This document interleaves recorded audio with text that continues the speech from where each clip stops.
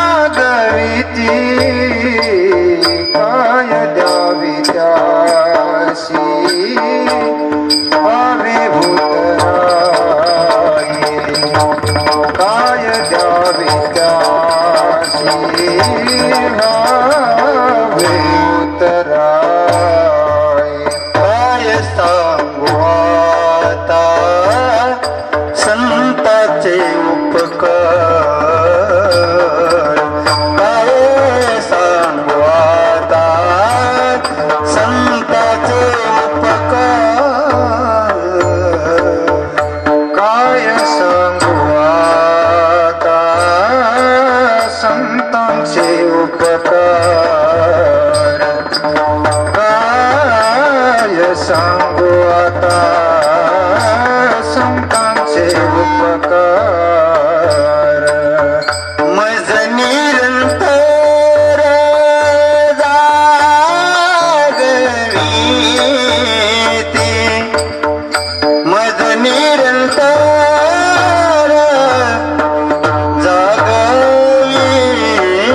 जागविती काय द्यावे तसी अविभूतराई काय द्यावे त्यासी अविभूतराई मज निरंतर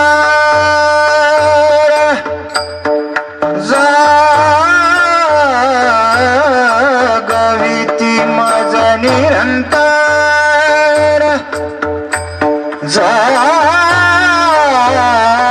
जागविती काय द्यावी त्यासी अविभूतराई काय द्यावी त्यासी अविभूतराई एविता पायी जीव थोडा एविता पायी जीव थोडा एविता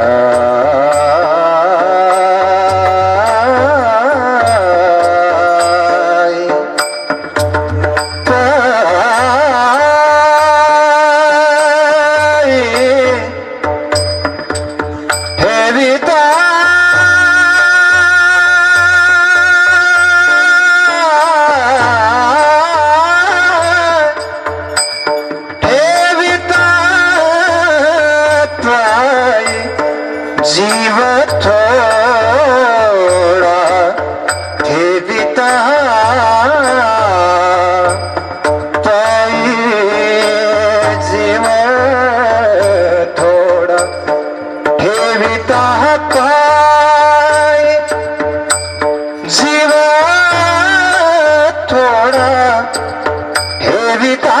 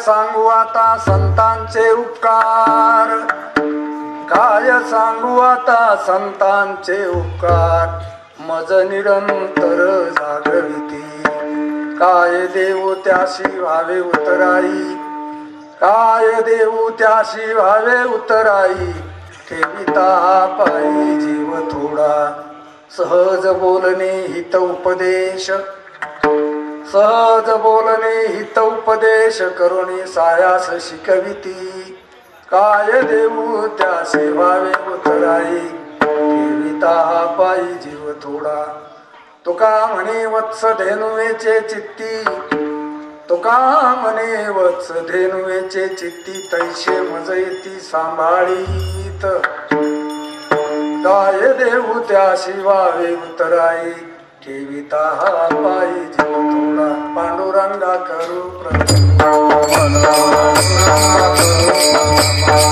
पांडुरंगा करू प्रथमा, दुसरी चरणा संताची,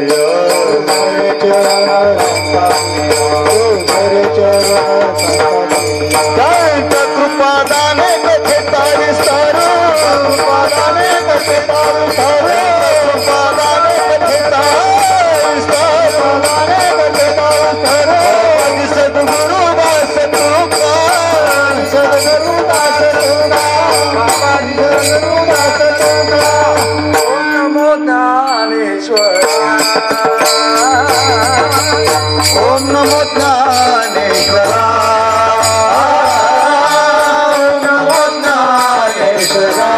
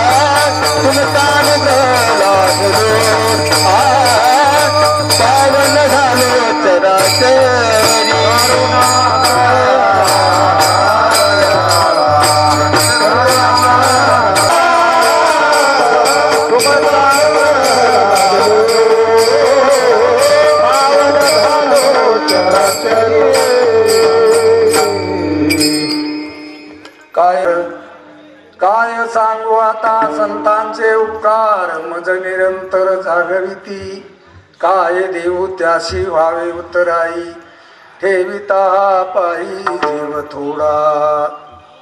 प्रस्तुत प्रसंगी सेवेसाठी घेतलेला अभंग जगद्गुरु संत शिरोमणी तुकोबाराय यांचा अभंग आहे. आपला हा चाललेला अखंड हरिनाम सप्ताह ब्रह्मीभूत गुरुजी रंगनाथ महाराज परभणीकर यांच्या पुण्यस्मरणार्थ गेल्या 14 वर्ष झाली आपण पुण्यस्मरण करतो आणि दरवर्षी 7 दिवस अशा प्रकारे आपण करतो. संतांचं वर्णन केलं पाहिजे कारण संत वर्णन करण्याला योग्य असतात म्हणून संतांचं वर्णन केलेलं असतं. बरं का, वर्णन संतांचं 2 प्रकारे केलेलं असतं. एक परोक्ष रूपानं केलेलं असतं, एक संतांचा परोक्ष अनुभव असतो आणि एक अपरोक्ष अशा प्रकारचा अनुभव असतो. असे 2 अनुभव परमार्थ करताना ज्या माणसाला संत संगतीत आले म्हणून त्याचं वर्णन करणं आपलं कर्तव्य ठरतं. ही कृतज्ञता आहे, कृतज्ञपणा नाही. माणसाने काही उपकार जरी आपल्यावर कोणी केले तर त्याच्या उपकारातून उत्तीर्ण व्हायचंय म्हणजे त्याच्या उपकारातून उतराई जर आपल्याला व्हायचं असेल तर आपण जीवनभर कृतज्ञ असलो पाहिजे. कृतज्ञ नाही, कृतज्ञ असलो पाहिजे. एक कृतज्ञता असते आणि एक कृतज्ञता असते. म्हणून कृतज्ञ झालो पाहिजे. जन्मभर त्यांचे उपकार आपण आपल्या हृदयात अगदी जतन करून ठेवले पाहिजे, सांभाळून ठेवले पाहिजे. केलेल्या उपकाराची विस्मरण होता कामा नये, त्याचं स्मरण अशा प्रकारचं झालं पाहिजे. म्हणून या अभंगामध्ये तुकाराम महाराजांनी वर्णन केलंय, संतांचं वर्णन केलं. हा अभंग उपदेशपर नाही, हा अभंग प्रतिज्ञेचा नाही. हा असते काही अभंग स्वार्थी असते पण हा अभंग संत मालिकेतला आहे, संतपर अशा प्रकारचा आहे आणि संतांचं वर्णन करणं केलेलं अशा प्रकारचं याच्यामध्ये आहे. पण वर्णन करताना महाराज म्हणतात मला शब्दानं वर्णन करता येत, शब्दानं वर्णन करता येत नाही. असे काही अभंगच महाराजाचे असे की तिथं शब्दच पुरत नाही, शब्द चालत नाही. म्हणून त्याचं काय वर्णन करावं काय नाही करावं. तरी पण तुमच्या आमच्यासाठी समाजासाठी वर्णन करावंच लागत असतं. विठ्ठला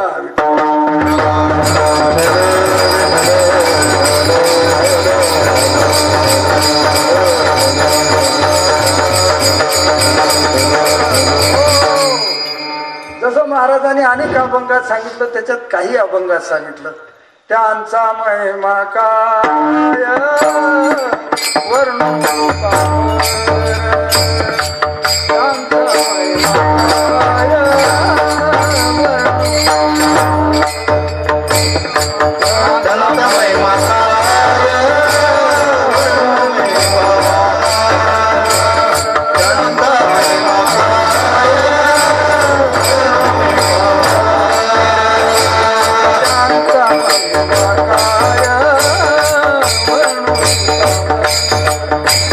त्यांचा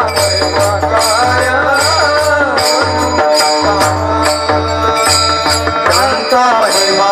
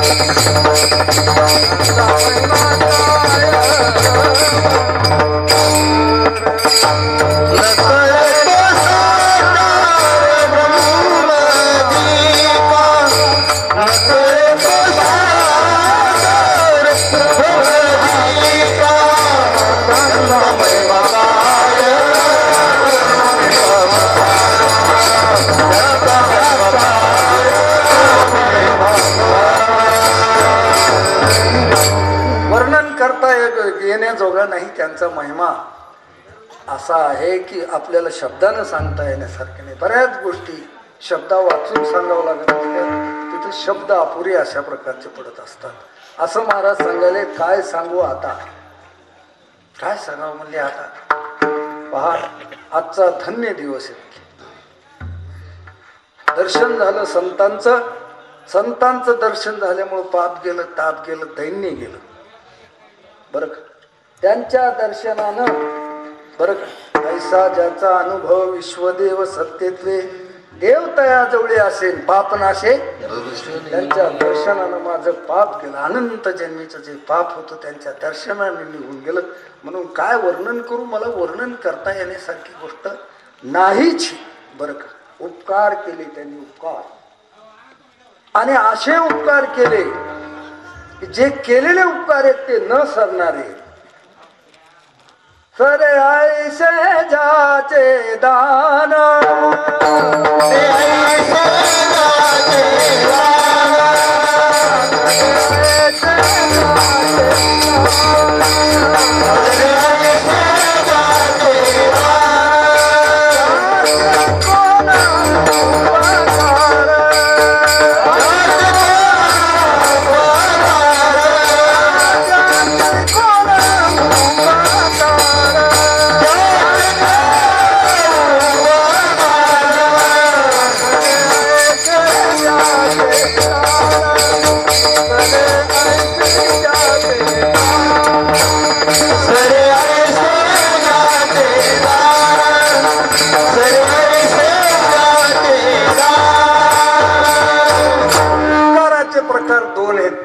एक लौकिक उपकार आणि एक अलौकिक उपकार असते.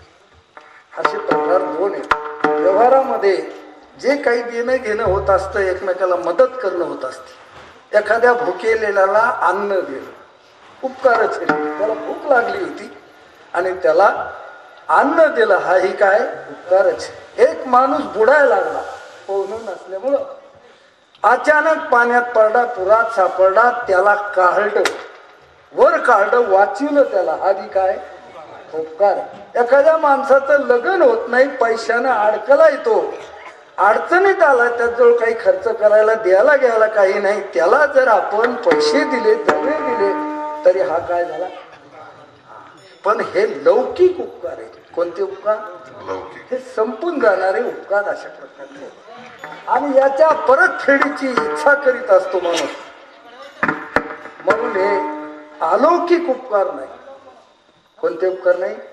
अलौकिक उपकार नाही. पण संतांचे जे आपल्यावर उपकार आहेत ना, हे मात्र असे इतकंसं तितकंसं देणे घेण्यानं किंवा गरीबाला द्रव्य देणं किंवा बुडत्याला वर काढणं किंवा भुकेलेला अन्न देणं, एवढे जुजबी उपकार नाहीत. हे अलौकिक अशा प्रकारचे उपकार आहेत. बरं का, केले उपकार सांगू मी, केले उपकार सांगू मी,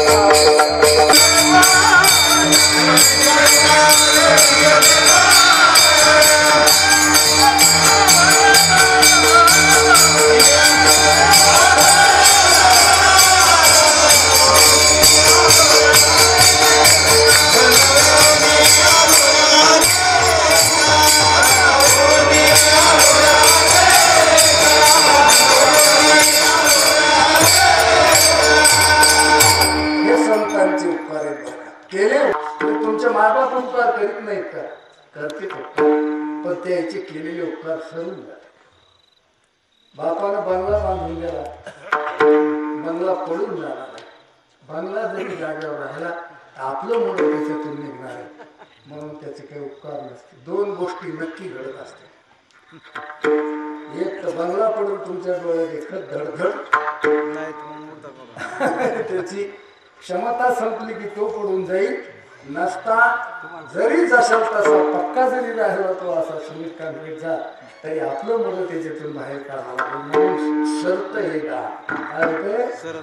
त्याचे कोण उपकार त्याचे उपकार काही म्हणायचे नसते ज्याचं दान सरत नाही अक्षय आणि अभय जे दिलेलं असतं ते क्षय होत नाही त्याचं आत्मतत्व दिलं ब्रह्मतत्व दिलं तुम्हाला चांगल्याला जसं ज्ञानेश्वर महाराजांना आत्मतत्व दिलं अक्षय आहे ज्याचा कधी नाश होत नाही असं अविनाश तत्व दिलं आणि ते अक्षय आहे अक्षय कसं आणि अक्षय आहे म्हणून अभय झालं जिथं क्षय तिथं भय जिथं क्षय तिथं केले उपकार सांगून वापन करी ऐसी धर्मे त्याच्या देखील दिले अक्षय अभयदान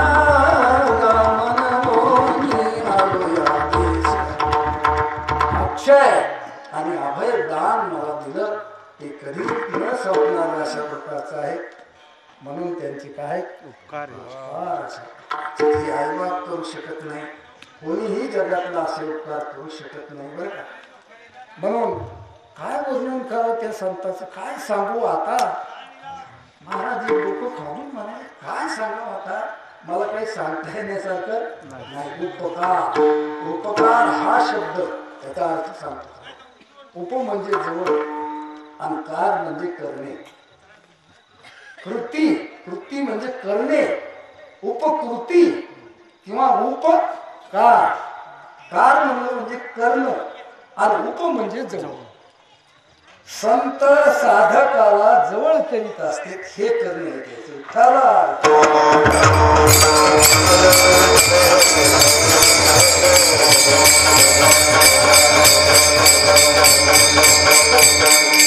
दोनच वस्तू आहेत अशा जगामध्ये असे एक देव आणि केलेला जो उपकार अशा प्रकारचा आहे ते जवळ करते त्याला मुमुक्षुला जवळ करते किंवा देव सुद्धा जवळ करतो दोनच अशा गोष्टी येतात जगामध्ये अशा संत आणि देव आपल्या भक्ताला आपल्या मुमुक्षुला साधकाला आपले पद देऊन टाकत असते आपले पद जगात असे उपकार करणारे लोक आहेत परस्पर दुसरे पद दिले आता पंतप्रधानाला जर म्हणलं ना देऊन टाका त्या तुमच्या प्रदेशाध्यक्षाला तुमचं पद तर ते देणार नाही इंद्राला जर म्हणलं ना तुमच्या बरोबर बरेच स्वर्गात देव राहते ते यायला काही दिवस द्यायला द्यायला पंत तसं नाही कृपा कटाक्ष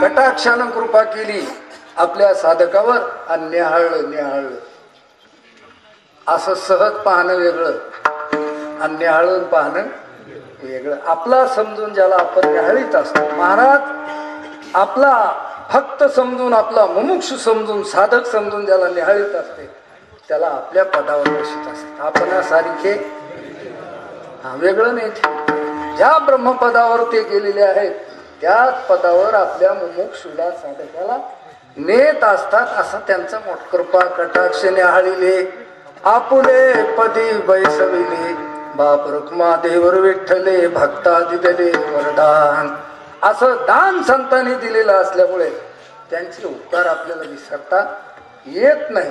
पुन्हा लौकिक उपकार नाहीत त्यांचे, कसे आहेत ते अलौकिक अशा प्रकारचे उपकार असल्यामुळं महाराज म्हणतात काय सांगा, कृपादान केले संती आणि कल्पांतीही सरेना. कल्पांत होतोस या विश्वाचा, बरं अंत होतो या विश्वाचा, पण दिलेलं जे दान आहे संतांनी त्याचा मात्र अंत होऊ शकत नाही.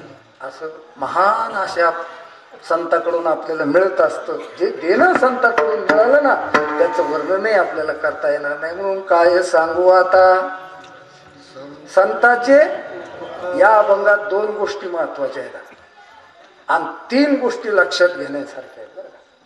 संत आणि मज. काय सांगू आता संताचे म्हणजे संत एक आणि मज, ह्या 2 गोष्टी काय महत्वाच्या आहेत आणि 3 गोष्टी लक्षात घेण्यासारख्या आहेत. एक तर जागविती, दुसरं शिकविती आणि तिसरं सांभाळीती. विठ्ठला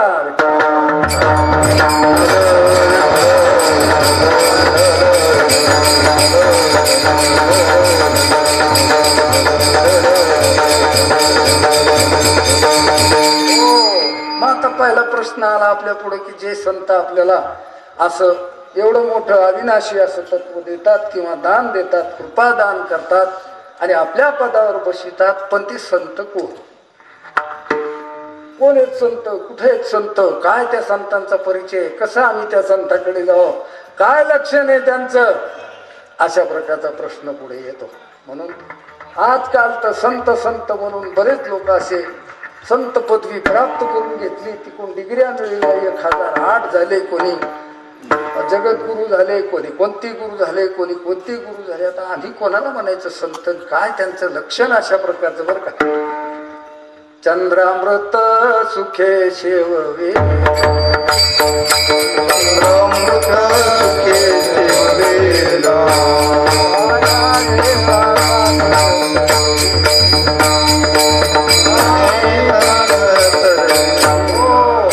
चंद्रामृत सुखे शेवेल, एवढं सामर्थ्य आलेलं असतं योग सामर्थ्यानं. चंद्राचा अमृत बाह्या हेळा सागर तर, बाहू बळानं सागर तरून जाता येत असतं. असता जाता रवी धरवे, संध्याकाळच्या वेळेला मावळायला गेलेला सूर्य सुद्धा हातात धरता येईल. परी त्या साधूचे महिमान न कळे, ऐशे कैशी आने भेट तिथे साधू. कशाने भेटतील ते साधू, प्रश्न आहे आमच्या समोर महाराज आमच्या जीवनामध्ये. अहो आपण आता एवढी थंडी आहे, थंडीत जर जाळ केला कचरा आणून समजा पेटून दिला तर त्या जाळापुढे उभं राहिली तर आपली थंडी जाते. काय जाते? थंडी जाते. जाळाच्या सहवासात आपली काय जाते? थंडी जाते. किंवा वातावरणामध्ये निसर्गामध्ये वसंत ऋतू जर आला, कोणता ऋतू? 6 ऋतू येत असत, पण 6 ऋतूपैकी मुख्य असलेला एक ऋतू आहे असा वसंत ऋतू, की ज्या ऋतूमध्ये पानझड झालेली असली, उलंगवाडा झालेला असला, सगळे झाड बोडखे जरी झालेले असले, एक पान बी नाही त्याला, पण वसंत ऋतू आला की सगळे झाड हिरवेगार होतात आणि डोंगरावर कुठेही कोणतेही झाड जरी असले नवी पालवी फुटते त्याला आणि सगळं हिरवं हिरवं दिसायला लागतं. उन्हाळा दिवस चैत्र मास असतो, रखरखीत ऊन असतं. अशा वेळेला वसंत ऋतू येऊन सगळी सृष्टी हिरवीगार, हिरवा शाल असा हा वसंत ऋतूचा काय महिमा आहे, परिणाम आहे. तसं आपलं जीवन अनंत जन्मापासून वृक्ष झाले, पानझड झाली. काय झाली? पानझड. समाधान नाही चेहऱ्यावर माणसं. हे आजचं कालचं नाही. दुरोनी आलो मी गा, दुरोनी आलो मी गा, दुःख झाले दारुणा, यावया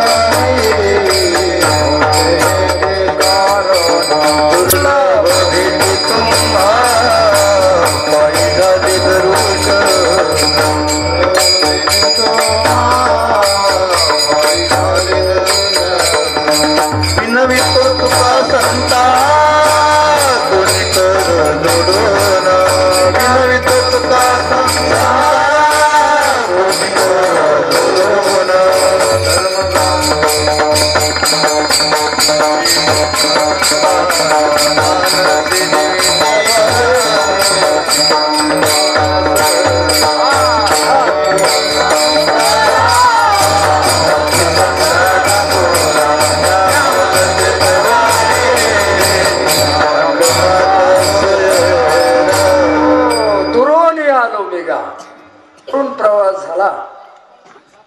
दुरून हेलपाटे खात आलो, किती वेळा जन्मायावे अशी फजिती भोगीत भोगीत भोगीत इथपर्यंत आलो म्हणतात महाराज. आणि त्रास झाला. प्रवासात दगदग असते, प्रवासात त्रास असतो. आणि आपण दुरून आलो. जीव हा 184 फिरून फिरून इथपर्यंत नरदेहापर्यंत आला. दुर्लभ भेटी तुम्हा पायी झाले दर्शन. पण बरं झालं तुमची भेट दुर्लभ असून सुद्धा मला झाली. विनवितो तुका संता दोन्ही. आता मात्र मला चिंता करायचं काम राहिलं नाही. दवाखान्यात गेल्यावर पेशंटनं काळजी करायचं कामच हाय हाय करून गेला. तो गाडीत घालून नेला, बेशुद्ध अवस्थेत नेला. पण डॉक्टरच्या खोलीत गेला आणि डॉक्टरनं तपासलं, त्याला असं पाहिली त्याची नाडीगिडी आणि त्याला सांगितलं, डोळे उघड, काही काळजी करायचं काम नाही. मी असल्यावर तुला काही काळजी करायचं काम नाही. 50% त्याचं दुःख तर निसतं असं मला बोलत. उठूनच बसला. तर काही करू नको, तुला काहीच झालं नाही. म्हणलं अरे उग तू दुःखी धरली, काय झालं, माणसं बेजार करायला लागला. त्या घरच्या माणसाने सगळ्याला सांगितलं ती गाडी घेऊन जा, तुम्ही बी घेऊन जा, याची जिम्मेदारी मी घेतो. तसं संताकडे गेल्यावर जिम्मेदारी घेत असते. बरं, जिम्मेदारी घेत असते तर पामाराचा विषयी करते, विषयीचा मुमुक्षू करते, तर मुमुक्षूचा मुक्त बी करते. विठ्ठला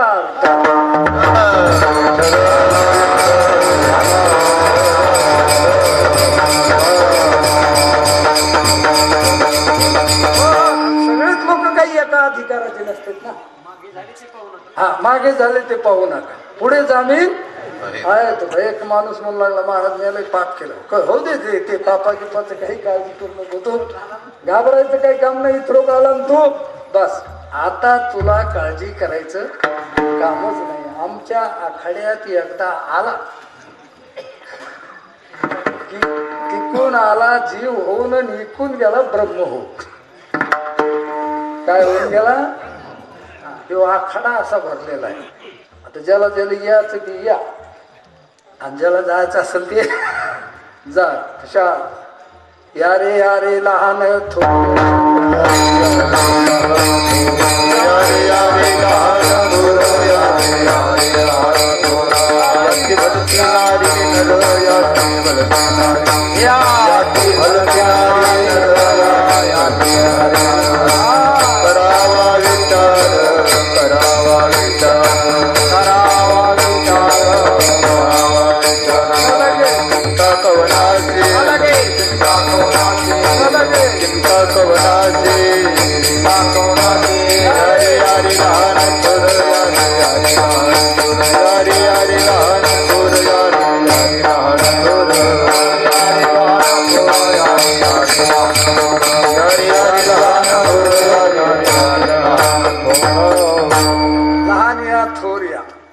या तरुण या, गरीब या, श्रीमंत या, सज्ञान या, शहाणे या, बुद्धिमान या, कोणी कशी जरी या, नर या, नारी या, सगळे या आणि कृतार्थ होऊन जा.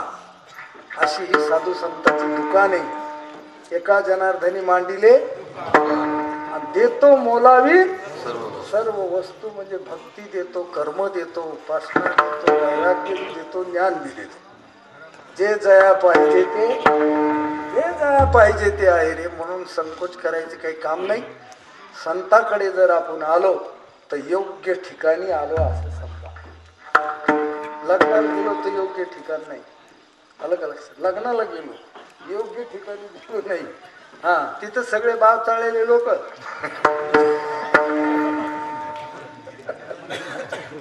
कोणी म्हणतं कपडेच नाही, कोणी म्हणतं आयरच नाही, कोणी म्हणतं आम्हाला मान दिलंच नाही, कोणी म्हणतं पाणी दिलंच नाही.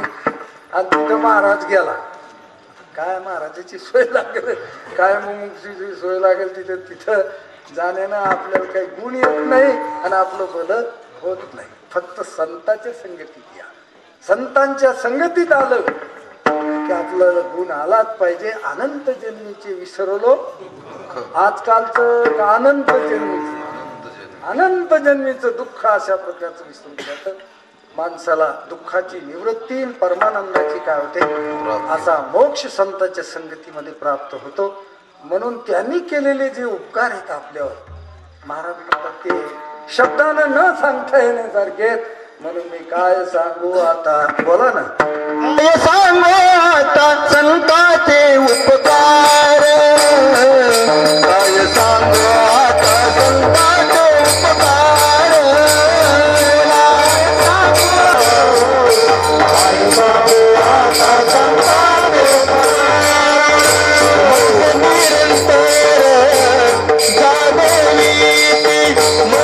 निरंतर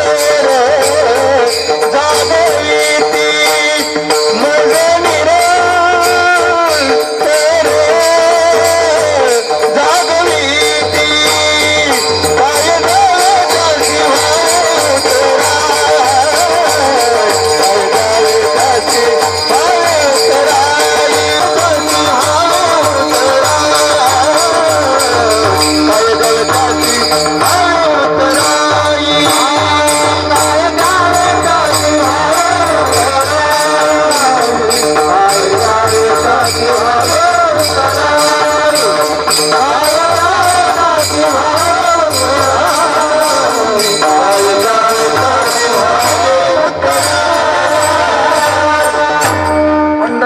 चातुर्मासामध्ये केशव महाराज हरिभक्तपरायण गुरुवर्य ते आणि मी दोघं जण पंढरपुरात चांगदेव पासष्टी, अमृतानुभव, ज्ञानेश्वरी याच्यावर 2-3 म्हणजे धुंडा महाराजाचं एक, खंदार महाराजाचं आणि रंगनाथ महाराज परभणीकर यांचं श्रवण करीत होतो. ओळख नाही, पाळख नाही, काय नाही, कधी जवळ जाऊन बसलो नाही, ऐकायचं ना आपली खोली करून राहायचं. बस 2 टाइम जेवायचं, भाड्याने खोली केलेली आणि श्रवण करायचं. पण एक दिवस मनात आला असं की आपण परिचय द्यायला पाहिजे, जवळ केलं पाहिजे गुरुजीच्या, काय म्हणतात काय नाही. म्हणून दुपारी 2 वाजल्याच्या नंतर विश्रांती झाल्यावर त्यांच्या त्या खोलीमध्ये गेलो. खोलीत गेल्यावर कुठले काय पोरं असं त्यांनी चौकशी केली आमची. आम्ही म्हणून परभणी जिल्ह्यातलेच, त्यावेळेस आपला जिल्हाही परभणीच होता. आम्ही परभणी, अरे बरं झालं म्हणलं, मग तुम्ही परभणीकडचे म्हणल्यावर आमचीच माणसं आहेत मग असं म्हणून त्यांनी आपलं बसून घेतलं आम्हाला तिथं. बसून घेतल्यावर विचारलं, का रे तू कोण आहे? महाराजाला विचारलं तू कोण आहे? ते म्हणलं मी महाराज म्हणले मी गोसाई. आता गोसाई म्हणल्यावर गुरुजीनं सांगितलं गोसायाचं तर ब्रह्मज्ञानच आहे म्हणजे पहिल्यापासून. कोणाचं? अरे सगळं ज्ञान जे चालत आलंय म्हणले ते गोसायाचं ज्ञान आहे म्हणजे. शंकराचार्य काय, हे काय, आदिनाथ गुरु काय, हे सगळे गोसाई त्याच ज्ञान आहे म्हणजे. बरं झालं तू गोसाई आहे म्हणून. 2-4 घरं मागायचे, विद्या संपादन करायची, ब्रह्मज्ञान संपादन, किती सोपी गोष्ट आहे म्हणजे. आज तुझं जीवन तर फारच चांगलं आहे. त्याची चौकशी झाली. मला विचारलं तू कोण आहे? मी म्हणलं पाटील आहे, मी शेतकरी आहे, शेतीवाला. किती शेती आहे? म्हणजे 20 एकर शेती. अरे बाबा बाबा, तुला तर भीक मागायचं कामच नाही. एकाच भीक मागून दाखवत आणि एकाला भीक मागायचंच काम नाही म्हणले. मग तुला तर काही म्हणजे काही बोलायचं तुझ्याबद्दल, मग काय आता चिंतनच करायचं काम राहिलं म्हणले तुम्हाला. एक प्रसंग असा होता, आम्ही चांगदेव पासष्टी ऐकत असताना गुरुजीच्या मुखातून असा विषय निघाला होता, पंचकोश माणसानं पार केले पाहिजे. अन्नमय, प्राणमय, मनोमय, विज्ञानमय, आनंदमय असे पंचकोश आहेत. या पंचकोशातून आपण पलीकडे गेलो पाहिजे. 5 कोशाचं निरसन केलं पाहिजे पंचकोशाचं. आता ते आम्हाला खटकली गोष्ट. म्हणलं पंचकोश ते कसे निरसन करायचे आणि काय. पहिल्याच ऐकायला गेलेलो तिथं काही माहित नाही. पंचकोश फक्त नाव पाठ होते त्याचे, अन्नमय, प्राणमय, मनोमय, विज्ञानमय, आनंदमय. त्यांच्या जवळ लिखाण करणारे हे मुरलीधर महाराज भूत आणि बिळजीलाल भूतळा, त्याचा सोबतीच होता एक मुरलीधर महाराज. दोनपेठचे हे 2 जण, आणि ते सगळं गुरुजीचं टिप्पण लिहून घेत होते, चिंतन. आता त्याचे ग्रंथ जे केले ते त्यावेळेस लिहिले तेच करता आले. आम्हाला वाटलं दुसऱ्या तिसऱ्याला विचारूस तर आपण यायलाच विचारू पंचकोश कोणते येतं, पार कसे करायचे आपण, हे जास्त जवळ येतं महाराजाच्या. म्हणून त्याच्या खोलीवर गेलो, त्याला बोलून आमच्या घरी आणलं, चहा पाणी केला. म्हणलं महाराज पंचकोशाचं निरसन आम्हाला थोडं सांगा, स्पष्ट रीतीने कळलं असं सांगा. ते म्हणलं इतकं सोपी गोष्ट नाही, एका एका जन्मात एक एक कोश पार करावा लागतो. अरे बाप, म्हणलं आपल्या बापाचा लाभ नाही म्हणून एका जन्मात एक कोश पार करायचा, असे 5 जन्म का माणसाचेच मिळतील. महाराज म्हणले, केशव महाराजांनी म्हणलं चला आपलं मस्त आपलं सोडून द्या ही गोष्ट, हे आपल्या आवाकाच्या बाहेरचं एका जन्मात एक जर पार होत नाही त्याच्यापेक्षा आपलं तिकडच चांगलं आहे. हे कुठं या अवघडात पडायचं काही काम नाही. पण आम्हाला राहवलं नाही, आम्ही पुन्हा गुरुजीकडे गेलो. गुरुजी म्हणलं एका एका जन्मात एक एक कोश पार करावं लागतं, की अवघड परमार्थ साधन आहे, ते आमच्याच्यानं कशी शक्य होईल बा, काही एवढे मुमुक्षू नाहीत, एवढा त्याग नाही, ग्रस्ताश्रमी माणसं आहेत, असं आहे तसं आहे. ते म्हणले एका एका जन्मात एक एक कोश पार करावं लागतं, हे कोण सांगितलं तुम्हाला? मग तर सांगणंच भागानं खऱ्यावर आली गोष्ट म्हणल्यावर म्हणलं मुरलीधर महाराज एक आणि एक ब्रिजीला महाराज मला म्हणले तू जा, आणि त्याला लगेच सांगणारे त्याला लगेच वापस घेऊन जातात. घेऊन ये म्हणलं, सांगितलं म्हणल्यावर काय मला उठणंच भाग, पण उठून म्हणलं पाहिजे दिलं, उठून हातून बसून दिलं नाही तिथं. महाराज बसले तिथं, पण मी गेलो आपलं त्याला बोलवायला, मला खोली माहीत होती. गेलो मी तर त्याचे नेमके जेवण खाऊन होऊन बसलेले असतानाच लगेच म्हणले कुणीकडे आले तुम्ही? म्हणलं तुम्हालाच बोलवायला. म्हणजे मला काय बोलवायचं, मला कशामुळे बोलवायले तुम्ही? अहो म्हणलं आता तुम्हाला कळालं असेल की कशामुळे. ते म्हणले मला नाही कळालं. अरे म्हणलं गुरुजीने बोलले, गुरुजीने बोललं म्हणल्यावर टक्कन उठले. ते जसे उठले तसे म्हणले तुम्ही तिथं बी गेले का? म्हणलं मग आम्ही तिथं नाही जायसाठी आलो, कुठं जाणार आम्ही, जाणारच दुसरीकडे कुठं, म्हणलं तिथं जायसाठी आलो. मग म्हणले तुम्ही काही तिथं सांगितलं का? म्हणलं हा, पण 5 कोश निवृत्त व्हायला 5 जन्म घ्यावं लागते. असं सकाळची आपली चर्चा झाली, ती महाराजांना सांगितली. म्हणलं आम्ही अरे अरे अरे खाऊन घेतलं कपाळावर त्या माणसानं चालता चालता रस्त्यानं. आता बोललो म्हणल्यावर जाणच भाग, गुरुजीची आज्ञा मोडता येत नाही. गेले गेल्याच्या नंतर लगेच मुरलीधर उभा राहिला, त्याला बसू दिलं नाही का, उभा राहिला. 25 उठबशा काढणार, 1 नाही 2 नाही 3 नाही 25 उठबशा काढायला आला. एक सोय नाही. हा काय सांगितलं या पोरायला? तो चुकलं म्हणे, मी काहीतरी बोलून गेलो म्हणे, चुकलं गुरुजी माझ्याकडून. चुकलं गिकलं नाही. हे घर दार लेकरं बाळ सोडून इथं जे आलेत लोक, ते प्रश्न केला त्याने तुला, तू माझ्या जवळ राहतो आणि तू जर असे माणसं हुसकून देत असेल ससे तर तुझा उपयोगच काय? हा, ते सगळं लिखाण बंद करून टाक म्हणजे. माझं एक अक्षर लिहायचं नाही म्हणे, तुला अधिकार नाही माझं अक्षर लिहायचं. कारण तू असं दंड करशील. पहिलंच म्हणले तू कोण आहे? धंदेवाईक माणूस, तू धंदा उघडशील म्हणले, त्याच्यामुळं माझं काही लिहित जाऊ नको.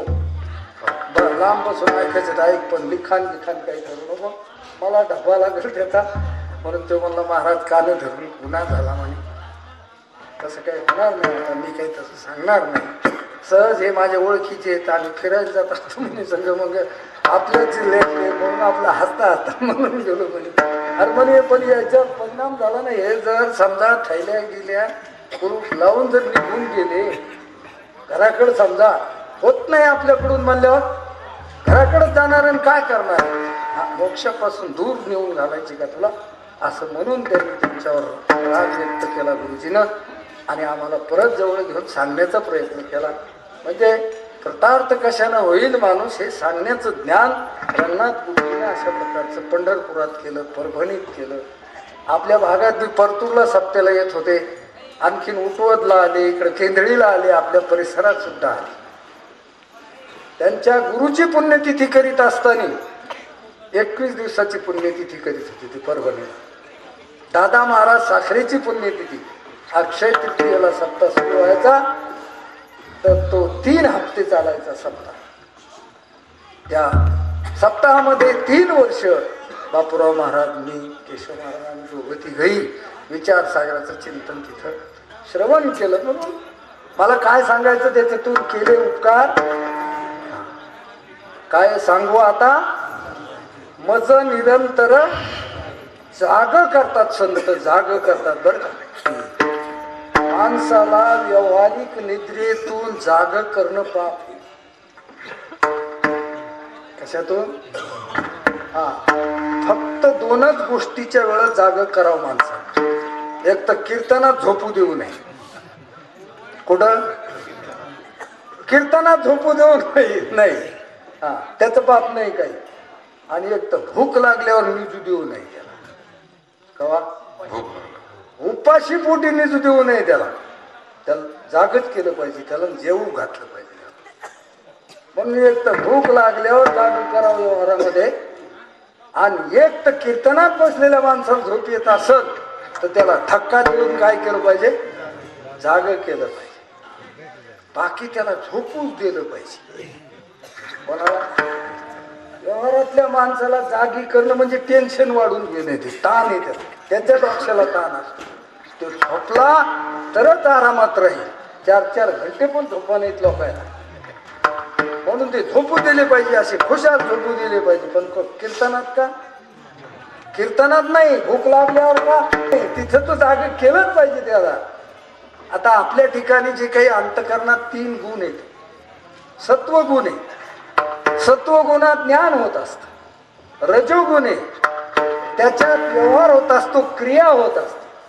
आणि तमोगुण सुद्धा आहे बरं. आणि हे 3ही गुण लागते व्यवहाराकरता. या 3 गुणाचं बी काम आहे बरं का. आता आपण काही करायलो, द्यालो, घ्यालो, जायलो, यालो, व्यापार करायलो, हा रजोगुण आहे. रजोगुणातच नेहमी राहत नसतं माणूस. काही करायसाठी आधी ज्ञान मिळालं. ज्ञान म्हणजे सत्वगुण. आणि ज्ञान करून घेऊन काही करणं म्हणजे रजोगुण. मग कधी ज्ञानात, कधी क्रियेत, कधी ज्ञानात, कधी क्रियेत. हो. आणि असं नेहमी ज्ञानात आणि क्रियेतच राहिला बरं का. तमोगुण जर आलाच नाही तर त्याला झोप येणार नाही. आणि झोप नाही आली तर तो पागल झाल्याशिवाय. म्हणून तमोगुण यावाच लागतो त्याला. आणि झोप लागावीच लागते. ही व्यावहारिक झोप आहे.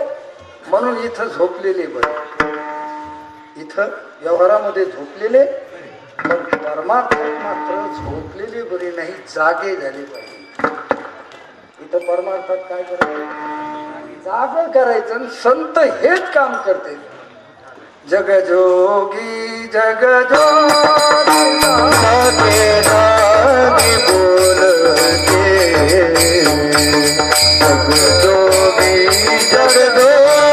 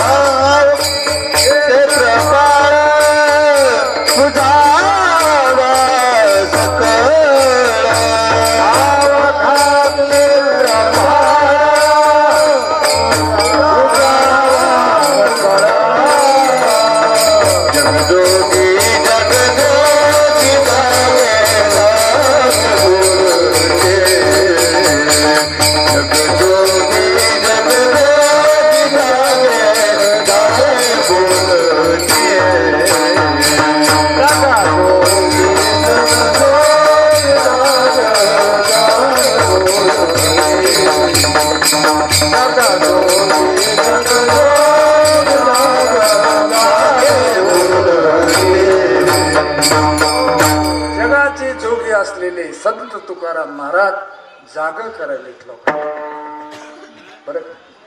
जगाची जोगी संत जोगी असते. काही लोक भोगी असतील आणि काही त्यागी असतील, पण संत जोगी संसाराला घेऊन पळून गेले रानामध्ये, ते त्यागी संन्यास घेतला, जाऊन डोंगरात बसले, तिथं पर्णकुट्या बांधल्या आणि तिथंच वास्तव्य केलं ज्यानं संसाराला भिवून, ते त्यागी. आणि हे आपल्यासारखे संसारातच आपली शेणा माझी शेण किडे बांधून राहतील, काय तुई पंखीची किडे चिळशी घेते, हे विषयात आसक्त झालेले जे लोक, हे भोगी, हे भोगी.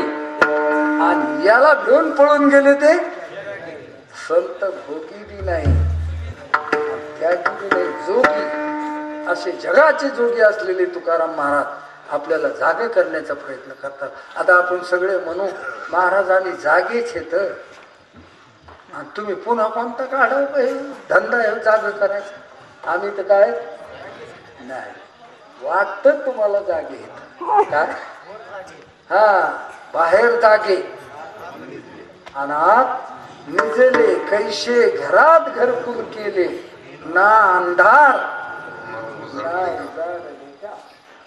अंधारही नाही, धडे उजडे बी नाही, बाहेर जागे येत तुम्ही, बाहेर जागे, विषयात जागे, आत्मस्वरूपाच्या दृष्टीनं काय आपण झोपलेली अनादिकालची झोप ही. आणि त्या अज्ञान आणि अज्ञानाचं कार्य हा सगळा संसार. अज्ञान आधी, अज्ञानाची झोप, आणि पुढं आला विक्षेप. काय आला? पहिलं अज्ञान, आवरण, विक्षेप, आणि विक्षेप आला की मला काय आला? पाप करण्याची प्रवृत्ती का झाली?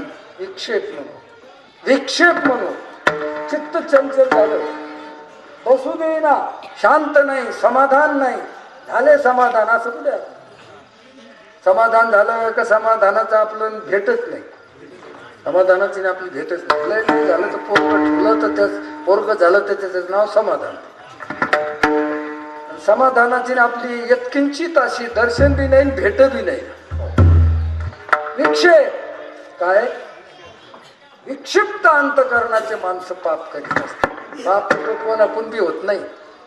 निवांत शांत ज्याचं अंतकरण झालं त्याच्याकडून पाप होत नाही. हे पाप का करतात माणसं? पाप प्रवृत्ती का असते? याला म्हणा मल दोष. कोणता दोष? मल.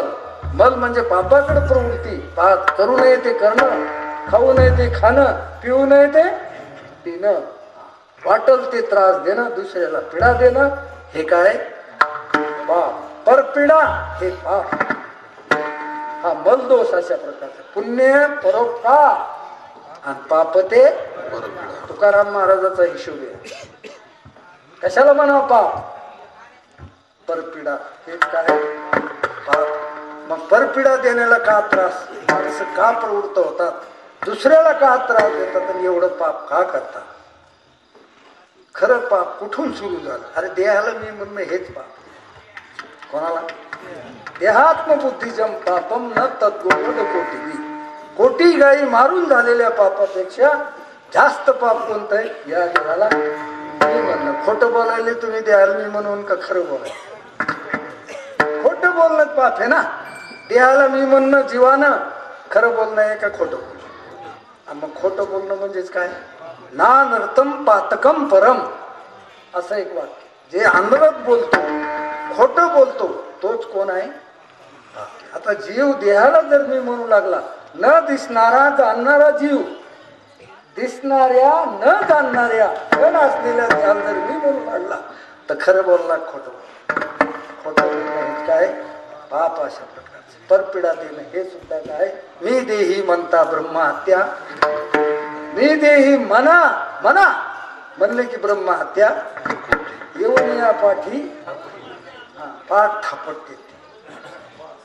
हा शाबास म्हणा, शाबास की देते, पाठ थापट देहाला मी म्हणणार का? अशा प्रकारे पाप घडतं. हे पाप का होतं? विक्षेप म्हणून. काय म्हणून? आणि विक्षेप का झाला? आवरण हे म्हणून. आवरण म्हणजे आज्ञा. स्वस्वरूपाचं काय? अज्ञान. आपलं स्वरूप आपल्याला कळत नाही म्हणजे त्या बाबतीत आपण निजलेलेच आहेत. पण हे बाबती जागे नाही का, झोपलेले असते. आणि झोप आजची आहे का कालची? आता या झोपा जे येतात ना आपल्याला व्यवहारातल्या, हे येतात बी जातात, येतात बी येतात बी जातात बी. ते झोप नाही जरी जागे केलं 5-6 घंट्याला का होईना माणूस करून उठत ते झोपच नाही लागत त्याला. म्हणजे पडूनच राहिलो गारवा होता म्हणून पडून राहिला असेल तू, पण झोप नव्हती. काय झाला म्हणून ही झोप येत असते. आणि पण अज्ञानाची जी झोप आहे अविद्येची, ही मात्र गेली अजून कळलीच नाही. तर जाण्याचा प्रश्न कुठे? आपल्याला अज्ञान आहे, अज्ञानाचंच अज्ञान आहे. ज्याला अज्ञान कळालं तो काढून टाकायचा प्रयत्न करीत असतो. अर्जुनाला अज्ञान कळालं तो म्हणला देवा माझं अज्ञान गेलं. नामदेवाला अज्ञान कळालं, नामदेव म्हणला देवा माझं अज्ञान गेलं पाहिजे. ते म्हणजे औंढ्याला जाय, खेचर स्वामीकडे जाय, गुरु तेथे तिथं ज्ञान होईल तुला, तुझं अज्ञान जाईल. मंडन मिश्राला शंकराचार्यानं सांगितलं अरे बाबा कर्माच्या नादी लागू नको, तू अज्ञानी आहेस. तर मला मग मी अज्ञानी आहे तर मला काय करावं लागेल? म्हणजे तुला ज्ञान प्राप्त करून घ्यावं लागेल. ते ज्ञान पाहिजे जरी मनी हाती आणावे तरी संताया. ज्याला अज्ञान कळतं, आपल्याला अज्ञानच कळत नाही. जर अज्ञान कळालं असतं ना तर अशी रमलत नसतो संसार. म्हणलं तर बाबा हे काही खरं कै मी उद्धार पावे, कै मी उद्धार पावे, कै कृपा करील नारायण, आई कृपा करील नारायण. आई तुम्ही सांगा संत जन, करा समाधान चित्त माझे, खंड येईल कर्म, खंड येईल कर्म, चित्त माझे खंड येईल कर्म, खंड येईल कर्म. काय मी उद्धार पावेन, काय कृपा करील नारायण. असे सांगा तुम्ही संत जन, करा समाधान चित्त माझे. जे जागे करतात त्या संताकडे आपण गेलो असतो आणि त्यांना प्रार्थना केली असती की महाराज कधी माझा उद्धार होईल, कधी मी जागा होईल, आणि कधी अनंत जन्मीचं माझं दुःख जाईल. जन्म मरणाचा फेरा कशाला संपते? संताच्या वचने वारी जन्म दुःख वारले जातं. पण कोणाच्या वचनानं? ज्या शब्दानं आपण देहाला मी म्हणालो, संताच्या शब्दानं देहाला मी म्हणणं मोकळा होतो. ज्या देहाला मी म्हणल्यानं जीव बांधल्या गेला, बंधन झालं त्याला.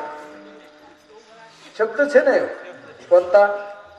मी देह आहे हा काय? या शब्दानं जीव बांधला, बंधनात पडला.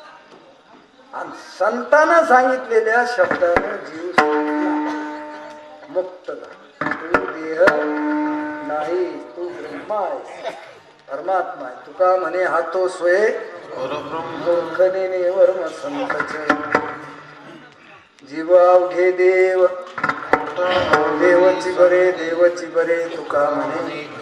हे संताचे शब्द आहेत. या शब्दानं हे महावाक्य आहे. या महावाक्यानं जीव सुटला म्हणजे मुक्त झाला.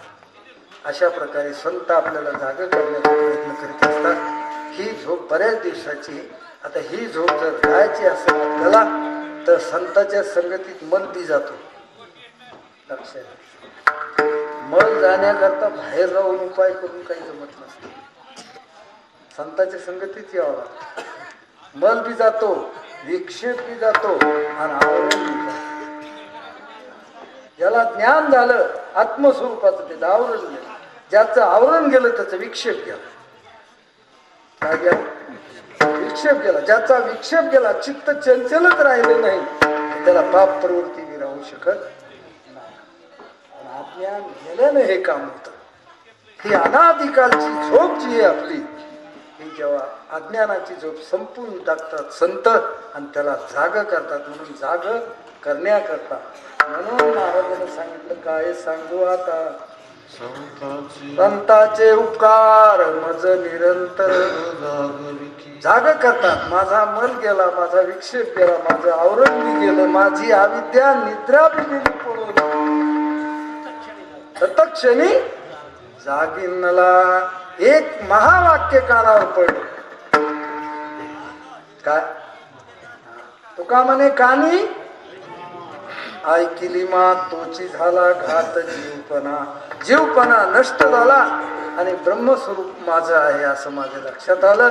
त्याच्यामुळे माझी अज्ञानाची झोप गेली. अज्ञानाची झोप घालणं याच्यातच आपलं वैभव आहे. याच्यातच खरं महात्म्य. कशाची झोप घालली ना आता ही जी झोप आहे ना ही घालवायचं काम नाही. ही आपोआपच येत बी असते आणि जात बी असते. म्हणून ती झोप घालविण्यासाठी महाराज प्रयत्न करतात संत आणि संत प्रयत्न करतात. तर एकदा जरी झोप घालविली ना पुन्हा येण्याची शक्यता असते. मज निरंतर जागविती